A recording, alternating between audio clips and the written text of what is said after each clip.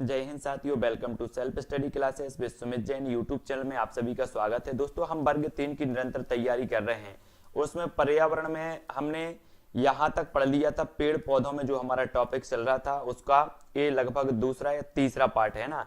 तो पेड़ पौधों से संबंधित हम पढ़ रहे हैं, वनस्पति जगत से संबंधित पढ़ रहे हैं। ठीक है, तो बड़े अच्छे से पढ़ना है। महत्वपूर्ण एग्जाम पॉइंट की दृष्टि से आपके बहुत ही महत्वपूर्ण फैक्ट आपको निरंतर प्रेषित किए जा रहे हैं। और पर्यावरण के पूरे वीडियो जरूर देखें। पर्यावरण की पूरी प्लेलिस्ट बनी है, वो वीडियो जरूर देखें। और निरंतर आपकी लाइव क्लास होती है, गणित शिक्षा शास्त्र की होती है 2:30 बजे, ठीक है। और 6:30 बजे पर्यावरण की 7:15 पर आपकी शाम को होती है। बाल विकास की 10 बजे रात में आपकी हिंदी की होती है। तो आप निरंतर जुड़े रहें, ठीक है। और आपको संस्कृत के वीडियो जो भी महत्वपूर्ण है वो मैं बना के आपको डाल रहा हूं, ठीक है। तो जरूर देखें। स्टार्ट करते हैं। वनस्पति जगत के एम्फीबिया जो प्लांट होते हैं वो ब्रायोफाइट होते हैं, ब्रायोफाइटा है ना। ब्रायोफाइटा क्या है? स्फेगमन मॉस मार्केंसिया है ना। नगन जीवी पौधे कहलाते तो क्या कहलाते हैं? जिम्नोस्पर्म। अगर आपसे पूछा जाएगा निम्न में से बताइए नग्न जीवी पौधे कौन कहलाते हैं, तब आपका उत्तर होगा जिम्नोस्पर्म, ठीक है। नग्न बीजी पौधे साइकस और पाइनस, ये दो हैं नग्न बीजी पौधे। तो इनको याद रख लेना है। सबसे बड़ा बीजांड पाया जाता है तो साइकस में पाया जाता है दोस्तों। सबसे बड़ा बीजांड साइकस में। और जीवित जीवाश्म है तो साइकस, गिंगो, बाइलोबा और सिक्कुआ, ये जीवित जीवाश्म है। कैंसर के उपचार में आने वाली औषधि कौन सी है? तब आपका उत्तर होगा टैक्साल। कौन सी है? टैक्साल। याद रख लेना, है ना। तो हमें क्या बोलना है? कैंसर का कोई रोगी है तो उससे बोल दो टेक केयर, तो टैक्साल यहां पर याद रख लेना, है ना। कोरेलाइड जड़ पाई जाती है तो ये भी साइकस में पाई जाती है, कोरेलाइड, है ना। कृषि फेरी कुल के उदाहरण हैं तो सरसों, गोभी और राई। अगर आपसे पूछा जाएगा कि कृषि फेरी कुल के उदाहरण कौन सा है, निम्न में से बताइए, तब आपको सरसों का जो देखा ना, सरसों, गोभी और राई, ये क्रूसी फेरी कुल के माने जाते हैं, है ना। कुकुरबिटेसी, कुकुरबिटेसी कुल के कौन कौन से हैं? देखो, कद्दू, करेला, खीरा, तरबूज और खरबूजा, ये कुकुरबिटेसी कुल के माने जाते हैं। इनको याद रख लेना। आपसे क्वेश्चन आएगा कि कुकुरबिटेसी, निम्न में से बताइए कौन सा कुकुरबिटेसी कुल का जो है उदाहरण है, तब आपको बताना होगा कद्दू, करेला, खीरा, तरबूज या फिर खरबूज, ठीक है ना। याद रख लेना। रेशर पिन किसकी जड़ से प्राप्त होता है? अब पेड़ पौधे आप समझ रहे होंगे तो पेड़ पौधे जेई पूछ ले जाएंगे, सागौन का पूछ लिया जाएगा, साल का, ऐसा नहीं है। सभी प्रकार के आपसे पूछे जाएंगे तो याद रख लेना है। रेशर पिन किसकी जड़ से प्राप्त होता है? तो सर्पगंधा, रावोल्फिया और सर्पेंटिना, ये जो है रेशर पिन जो होता है सर्पगंधा से प्राप्त होता है ना। हॉकी स्टिक बनाई जाती है। हॉकी स्टिक आपने देखी होगी, किससे बनाई जाती है? तो मोरस एल्बा, मोरस एल्बा की जो है लकड़ी से बनती है। क्रिकेट के बल्ले बनाने में प्रयुक्त की जाती है तो बिलो की लकड़ी, जो बिलो की लकड़ी होती है वो क्रिकेट के बल्ले बनाने के लिए प्रयोग। आपसे पूछा जाएगा अगर कि क्रिकेट के बल्ले बनाने के लिए कौन सी लकड़ी प्रयुक्त की होती, तब आपको उत्तर पता होनी चाहिए, बिलो, है ना। क्रिकेट के बल्ले, बल्ले से बिलो, तो बिलो याद रख लेना है, साधारण है, ठीक है। अगला है प्रकाश संश्लेषण की क्रिया संपादित होते हैं तो सभी हरी पौधों में। एक क्वेश्चन पूछा गया था, निम्न में से बताइए कि इसमें प्रकाश संश्लेषण की जो क्रिया है वो संपादित होती है, तभी उसमें दिया था सभी पौधों में, और फिर दिया था सभी हरे पौधों में, और फिर दो विकल्प और दिए थे। तो कुछ लोग तो सभी पौधों में लिख देते, उत्तर होना चाहिए था आपका सभी हरे पौधों में प्रकाश संश्लेषण की क्रिया होती है। ये चीज सभी को याद रख लेना है, ठीक है ना। प्रकाश संश्लेषण के लिए आवश्यक तत्व क्या है? तो कार्बन डाइऑक्साइड, है ना, जल, सूर्य का प्रकाश और पर्णहरण, ये चीज आपको पता होनी चाहिए।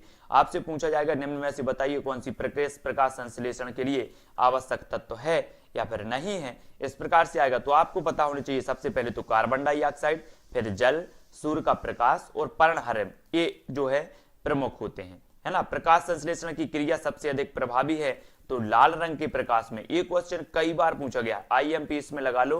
प्रकाश संश्लेषण की क्रिया सबसे अधिक प्रभावी होती है लाल रंग के प्रकाश में, ठीक है, याद रख लेना, मोस्ट इंपॉर्टेंट है। प्रकाश संश्लेषण की क्रिया में सबसे कम प्रभावी प्रकाश कौन सा है?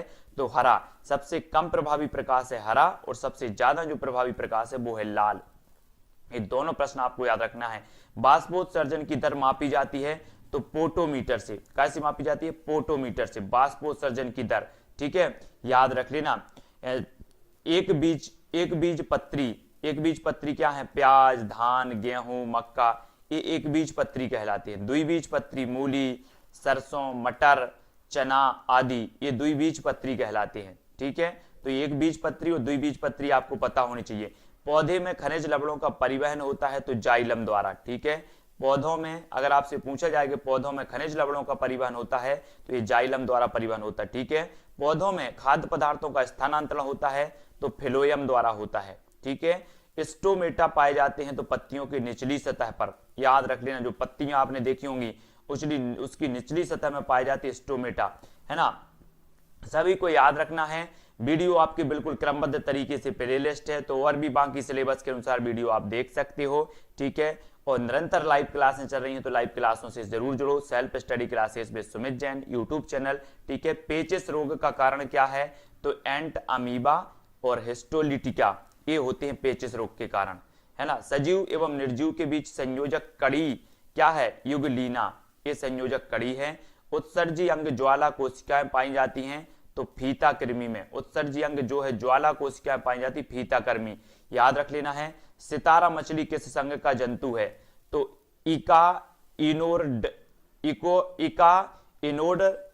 इनोडरमेटा, है ना, इनोडरमेटा जो है इसका सही होगा। सितारा मछली किस संघ का जंतु है, तो इकाई नोडारमेटा, है ना, नोडरमेटा, इकाई नोडरमेटा, इसको ऐसे पढ़ेंगे, ठीक है। मनुष्य में अवशेषी अंग है निमेशक, पटल, कर्ण, पल्लव की पेशियां, अक्ल डाढ़, बर्मी फॉर्म और अपेंडिक्स, ये जो है मनुष्य में अवशेषी अंग हैं जी, तो याद रख लेना। हम बोलते ना अकल का दाढ़ उंग आया है ना, ऐसे बोलते ना। और एक जो अपेंडिक्स की नस होती है पेट में, हम बोलते हैं अपेंडिक्स की नस बढ़ गई है, तो ये जो कर्ण आपके कान होते हैं, है ना, निमेशक, पटल होता है, पेशिया। आपसे अगर पूछा जाएगा मनुष्य निम्न में से बताइए कौन सा मनुष्य का अवशेषी अंग है। अवशेषी अंग मतलब ऐसे कि जिनका काम भी नहीं है कोई, उसके बाद भी, जैसे कान है बाहर निकले हैं तो इनका क्या बाहर के ये अवशेषी अंग कहलाते हैं, ठीक है। अपेंडिक्स की नस, ये भी अवशेषी अंग है, इसको काट दिया जाता है तब भी कुछ नहीं होता है, ठीक है, तो याद रख लेना। बच्चे देने वाले जंतु जरायुज मनुष्य हैं, चूहा है, खरगोश है और अन्य स्तनधारी जंतु, ठीक है, ये बच्चे देने वाले हैं। अंडे देने वाले जंतु देखो इन्हें अंडेयुज कहा जाता है। बच्चे, अगर आपसे पूछा जाएगा बच्चे देने वाले जंतुओं को क्या कहा जाता है, तो जरायुज कहा जाता है। अंडे देने वाले को अंडेयुज कहा जाता है। मछली, मेंढक, छिपकली, सर्प, पक्षी, कीड़े मकोड़े, ये सभी अंडे देते हैं, इन्हें अंडेज कहा जाता है, ठीक है। मलेरिया की खोज के लिए रोनाल्ड रास को नोबेल पुरस्कार मिला था, याद रख लेना, मलेरिया की खोज के लिए, ठीक है, मोस्ट इंपॉर्टेंट है। दोस्तों वीडियो अगर आपको अच्छा लग रहा है तो कमेंट में जरूर बताएं और वीडियो को सभी को लाइक जरूर करना, ठीक है। महत्वपूर्ण जो अपने प्रश्न हैं उन पर हम रोज चर्चा करते हैं और महत्वपूर्ण प्रश्न आपको प्रेषित करते हैं। दंश कोशिकाएं पाई जाती हैं तो हाइड्रा में पाई जाती हैं, ठीक है। कीटों में उत्सर्जन अंग है तो मेलिपिगी नलिका, एक कीटों में उत्सर्जन अंग पाया जाता है ना। बुक लंग्स श्वसन अंग पाया जाता है तो बिच्छू में, बुक लंग्स श्वसन जो पाया जाता है वो बिच्छू में पाया जाता है। कीटों में श्वसन होता है श्वास रंध्र या स्पाइरेकल्स द्वारा, है ना, कीटों में श्वसन होता है। और मानव शरीर में सबसे बड़ी ग्रंथि कौन सी है, तो सभी को पता है, कई बार पूछी गई है सबसे बड़ी ग्रंथि, तो याद रख लेना यकृत, यकृत जो होती है वो सबसे बड़ी ग्रंथि होती है, ठीक है। वयस्क मानव का दंत सूत्र है तो क्या है, ये है आपका 2/1-2/3 है ना, इस प्रकार से दंत सूत्र माना जाता है ना। अमावस्या में HCI का कार्य है तो भोजन में उपस्थित जीवाणुओं को नष्ट करना, HCI का प्रमुख कार्य होता है, तो ये चीज याद रखनी है, ठीक है। पचे हुए भोजन का अवशोषण होता है तो रसांकुर में, कहां पर होता है, रसांकुर में अवशोषण होता है। मनुष्य के हृदय में कक्ष होते हैं, 4 कक्ष होते हैं, 2 अलिंद और 2 निलय, ठीक है। मनुष्य के हृदय में कितने कक्ष होते हैं, 4, 2 अलिंद होते हैं और 2 निलय होते हैं, ये चीज हमें याद रखना। अगला आपका क्वेश्चन है दोस्तों, एक वयस्क स्वस्थ व्यक्ति का हृदय 1 मिनट में धड़कता है तो कितनी बार, 72 बार धड़कता है, ठीक है ना। पल्मोनरी धमनी में प्रवाह होता है तो पल्मोनरी धमनी जो होती है इसमें प्रवाह होता है अशुद्ध रक्त, है ना। पल्मोनरी सिरा में प्रवाह होता है शुद्ध रक्त का, तो पल्मोनरी धमनी और पल्मोनरी सिरा में शुद्ध रक्त, है ना, सांसें सिरा और सांसें शुद्ध, तो सिरा में शुद्ध, धमनी में अशुद्ध। रुधिर परिसंचरण की खोज की थी तो विलियम हार्वे ने की थी, याद रख लेना है। हृदय स्पंदन की जो दर मापी जाती है वो स्टेथोस्कोप में, हृदय स्पंदन की दर काय में मापी जाती है, स्टेथोस्कोप में मापी जाती है। मनुष्य का रक्त है संयोजी ऊतक, मनुष्य का रक्त संयोजी ऊतक है आरबीसी का औसत जीवन काल कितना होता है, तो 120 दिन होता है। आरबीसी का अधिकतम जीवन काल 127 दिन होता है। ठीक है। किस जंतु में लाल रुधिर कणिकाएं अंडाकार तथा केंद्रक युक्त होती हैं, तो वो होती हैं ऊंट तथा लामा में। जो लाल रक्त कणिकाएं होती हैं वो अंडाकार तथा केंद्रक युक्त होती हैं ऊंट में और लामा। ठीक है। किस रोग में प्लेटलेट्स की संख्या कम होने लगती है, तो सभी को पता है डेंगू का जो बुखार होता है इसमें जो प्लेटलेट्स है वो कम होने लगती हैं। रुधिर वर्ग की खोजकर्ता कौन है, यहां से भी एक क्वेश्चन आपका पूछा जाता है, तो कार्ल लैंडरस्टीनर ये माने जाते हैं रुधिर वर्ग के खोजकर्ता। ठीक है। रुधिर वर्ग है तो ए बी और ओ ये रुधिर वर्ग है। ठीक है। सर्वदाता है तो सर्वदाता ओ माना जाता है, तो कई बार पूछा गया है। सर्वदाता रुधिर वर्ग कौन सा है, तब आपको पता होगा ओ। सर्वात्रिक ग्राही कौन सा है, तो ए भी जो होता है वो सार्वत्रिक ग्राही होता है। ठीक है। तो ये अपने ब्लड ग्रुप है, इनके बारे में भी आपको याद रख लेनी है। ठीक है। रुधिर वर्ग की खोज मतलब ब्लड ग्रुप की जो खोज की थी वो लैंडर स्टीनर ने की थी। ठीक है, याद रखना है। स्वस्थ मनुष्य का रक्त दाब होता है तो 180 और जो मिनिमम होता है वो 80 है ना, 120 और 80 ये होता है। ठीक है। तो याद रख लेना एक स्वस्थ मनुष्य का रक्त दाब इतना होता है, याद रख लेना। रक्त दाब मापने का यंत्र क्या है, तो स्फिग्मोमैनोमीटर। स्फिग्मोमैनोमीटर जो होता है वो रक्त मापने का जो है यंत्र होता है, ये चीज हमें याद रखनी है। ठीक है। वृक्क की संरचनात्मक एवं क्रियात्मक इकाई है तो नेफ्रॉन। ये वृक्क की एक तो संरचनात्मक या क्रियात्मक इकाई मानी जाती है। मूत्र का हल्का पीला रंग होता है तो यूरोक्रोम के कारण, है ना, यूरोक्रोम के कारण होता है। वृक्क में पथरी बनी होती है तो कैल्शियम ऑक्सलेट के द्वारा पथरी बनी होती है वृक्क में। वयस्क एवं स्वस्थ मनुष्य के गुर्दे का भार लगभग कितना होता है, 150 ग्राम होता है, सभी को याद रखना है। एक वयस्क मनुष्य में हड्डियों की संख्या होती है तो 206 होती है। ठीक है। जन्म के समय हड्डियों की संख्या होती है 300। शिशु अवस्था में अस्थियां पाई जाती हैं तो 213, ये सभी को याद रख लेनी है। ठीक है। सबसे लंबी हड्डी कौन है, तो फीमर या जांग की हड्डी। सबसे छोटी हड्डी कौन है, तो स्टेपीज हड्डी या कान की हड्डी मानी जाती है, वो सबसे छोटी मानी जाती है, याद रख लेना सभी। अब हम देखेंगे साथियों मानव शरीर में लंबी अस्थियां एवं संबंधित अंग। तो ह्यूमरस जो है ये बाह की है ना। रेडियस हाथ की हड्डी है। ठीक है, अस्थि। अल्ना ये भी हाथ की है। फीमर ये जांग की है।